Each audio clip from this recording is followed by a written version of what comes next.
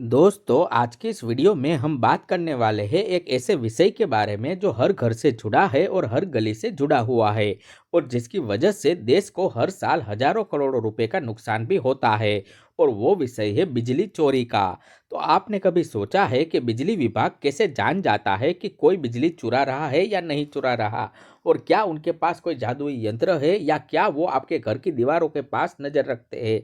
या फिर कोई ऐसा गुप्त जासूस है जो कि हर पल बिजली विभाग को यह खबर देता रहता है? तो आज की इस वीडियो में हम इन सभी सवालों के जवाब देंगे बिल्कुल आसान भाषा में, स्टेप बाय स्टेप तरीके से। और इस वीडियो को पूरा देखिए क्योंकि आप समझ जाएंगे कि बिजली चोरी कैसे होती है और बिजली विभाग इसे कैसे पकड़ता है।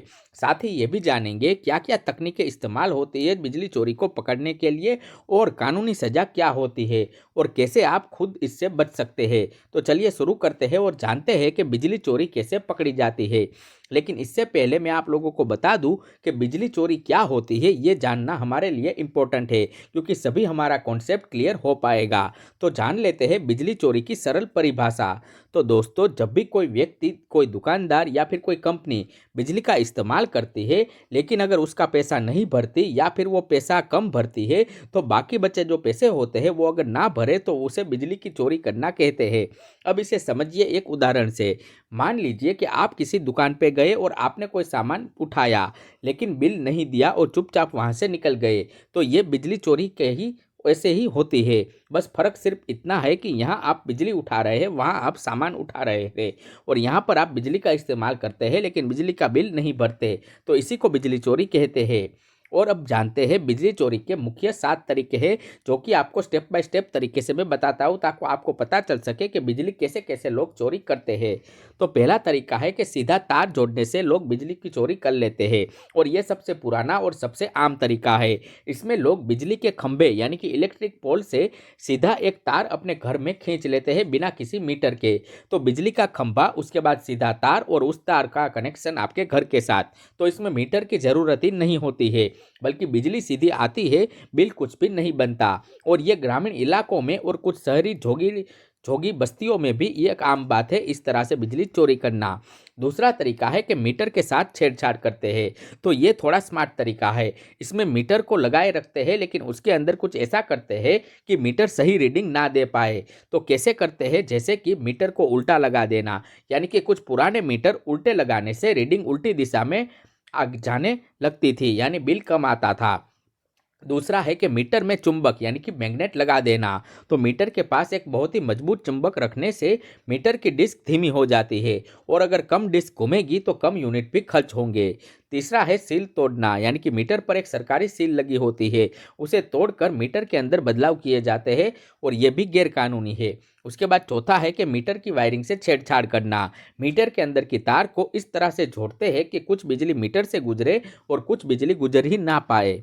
उसके बाद आता है तीसरा तरीका जो कि है मीटर को बाईपास कर देना, यानी कि इसमें एक अलग तार मीटर से पहले जोड़ दिया जाता है। तो बिजली आती है और मीटर से पहले ही एक तार अलग होता है और वहां से घर में जाती है। तो मीटर को पता ही नहीं चलता कि कौन से तार पे गई, यानी आधी बिजली मीटर से आती है और आधी बिजली आती है इन तार से। तो बिल आधा हो जाता है। इसका भी पूरा इस्तेमाल कई जगहों पे लोग करते हैं लेकिन ये सारी चीज़ें गैर कानूनी है। उसके बाद आता है कि मीटर रीडिंग में हेरफेर कर देना। तो ये तरीका थोड़ा अलग है, जहां पर मीटर रीडर यानी कि जो भी व्यक्ति घर घर जाके मीटर की संख्या को नोट करता है, वो व्यक्ति अगर रिश्वत लेकर रीडिंग कम दर्ज करता है तो उसका भी चोरी कही जाएगी। क्योंकि यानी मीटर पे अगर उनके 500 यूनिट बने हैं लेकिन वो व्यक्ति 300 यूनिट ही लिख देता है और बाकी के रिश्वत के पैसे ले लेता है तो इससे भी 200 यूनिट की चोरी हो जाती होगी। उसके बाद पांचवा तरीका है कि फर्जी बिजली कनेक्शन लेना। तो कुछ लोग बिना किसी अनुमति के, बिना किसी दस्तावेज के बिजली कनेक्शन ले लेते हैं। जैसे कि कई झोपड़पट्टी में रहने वाले, किसी अस्थायी निर्माण स्थल पर रहने वाले लोग या किसी अवैध दुकान पर रहने वाले लोग, और इनके नाम पर कोई भी रजिस्ट्रेशन नहीं होता है, इसलिए बिल भी किसी को नहीं आता है। उसके बाद है तरीका नंबर 6, यानी कि एक कनेक्शन से कई जगह पे बिजली चलाना। मान लीजिए कि आपके घर में एक कनेक्शन है लेकिन आपने उसी से पड़ोसी की दुकान, किराए के कमरे या फिर गोदाम में बिजली जोड़ी है तो आपका बिल तो एक घर का ही आता है, लेकिन बिजली 3-4 जगह पे चल रही है, तो ये भी एक प्रकार की चोरी ही कहलाती है। उसके बाद सातवां तरीका है लोड को छुपाना।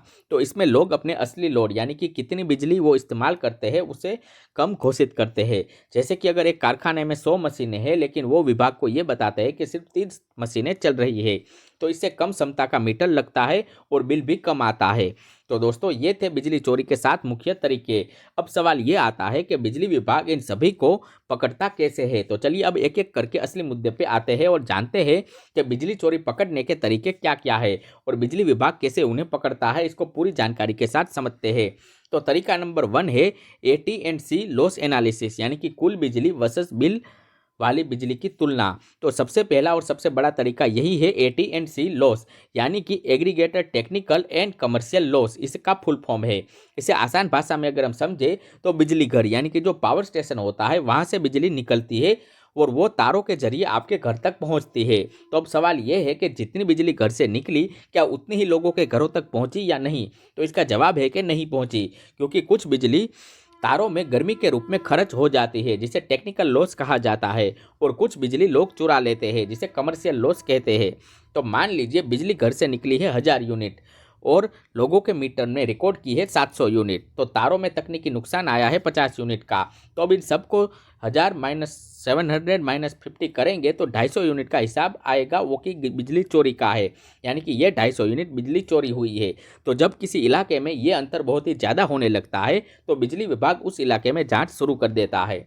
उसके बाद है तरीका नंबर 2, मीटर रीडिंग की तुलना करना, यानी कि बिजली विभाग हर महीने आपके मीटर की रीडिंग लेता है, लेकिन वो सिर्फ रीडिंग लेकर नहीं जाते, वो पिछले कई महीनों की रीडिंग से तुलना करते हैं। उदाहरण के तौर पर अगर जनवरी में 300 यूनिट आया, उसके बाद 320, उसके बाद 310 और उसके बाद अगर अप्रैल में अचानक से 50 यूनिट आ गया तो ये अचानक से कम हुआ, ये वो उनको खराब संदेश मिलता है कि अक्सर जो जितने यूनिट आती थी उससे भी कम आ रहा है। तो ऐसे मामलों में फौरन वो लोग जाँच करने की कोशिश करते हैं।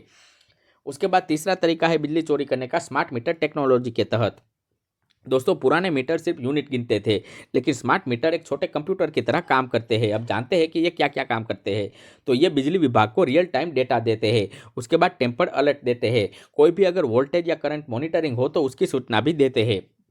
साथ ही इससे 2 वे कम्युनिकेशन होता है, इसलिए बिजली विभाग दफ्तर में बैठे बैठे ही आपका मीटर बंद कर सकता है या चालू कर सकता है।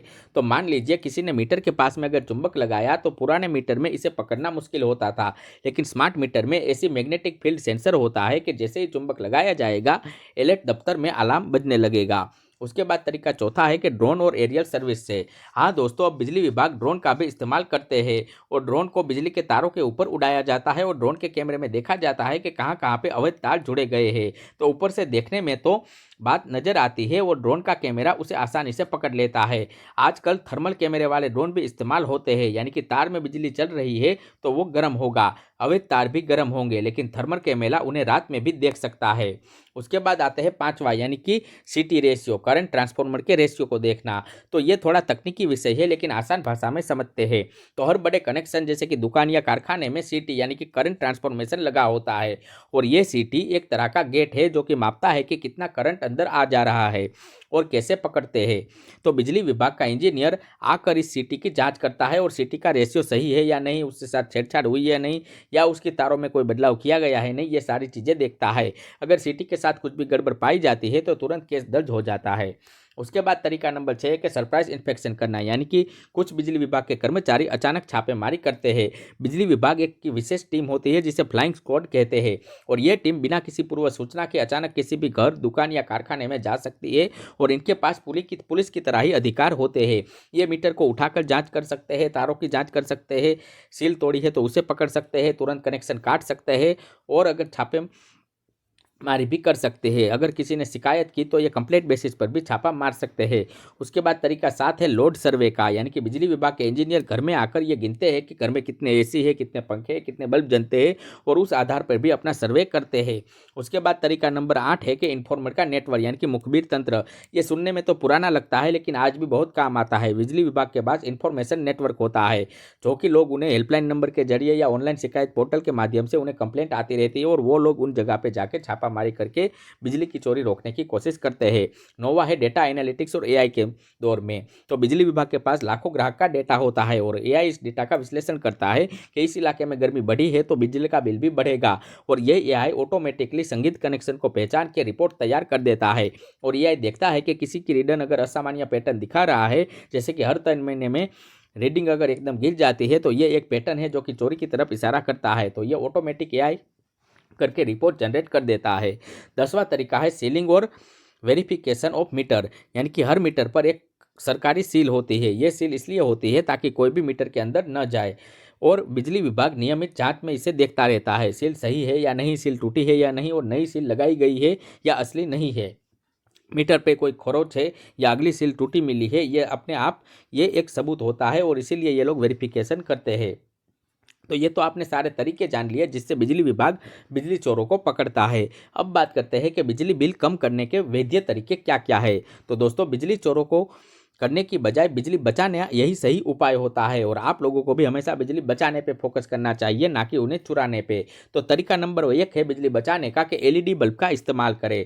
दोस्तों, पुराने जो सीएफएल बल्ब आते थे उनकी जगह एलईडी बल्ब अपने घर पे लगाए, क्योंकि एलईडी बल्ब 70% तक कम बिजली खाता है और उतनी ही रोशनी देता है। दूसरा तरीका है कि 5 स्टार रेटेड उपकरण यूज करें, यानी कि जब एसी, फ्रिज या वॉशिंग मशीन खरीदे तो 5 स्टार रेटिंग वाला खरीदने की कोशिश कीजिए, क्योंकि 5 स्टार एसी 3 स्टार एसी की तुलना में 30 से 40% तक बिजली कम खाता है।